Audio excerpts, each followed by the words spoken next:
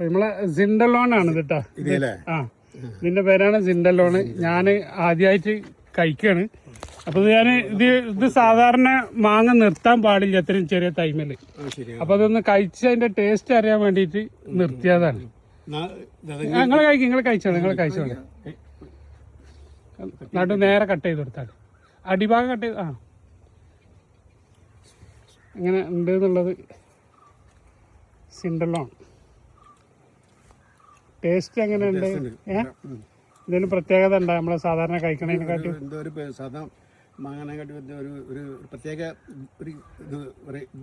Variety ഉണ്ട്. ഒരു എങ്ങനെയുണ്ട്? നിങ്ങൾ കഴിച്ചിട്ട് തോലടക്കം കഴിച്ചു നോക്കിയാണ് എങ്ങനെയുണ്ട്?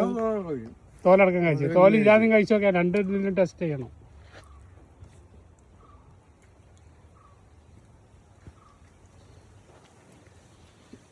രണ്ട് നിലക്കും സൂപ്പറാണ്, രക്ഷയില്ല. അതാണ് ഇതിന്റെ ഞാൻ ആദ്യമായിട്ട് കായ്ക്കാണ്. ഞാനത് കായ്പിച്ചതുണ്ട് എന്ന് പറഞ്ഞാൽ നമുക്ക് ഇതിന്റെ റിസൾട്ട് ഒന്നും അറിയണമല്ലോ.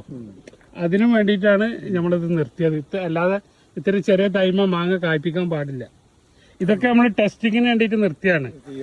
ഇതൊക്കെ വെറൈറ്റിയാണ്. ഒക്കെ പുതിയ പുതിയ വെറൈറ്റികൾ മാവുകളാണ്.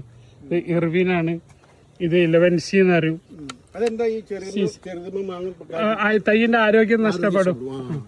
അപ്പൊ നമ്മൾ മാക്സിമം തൈയിനെ ആദ്യം ഒന്ന് വലുതാക്കാൻ നോക്കുക.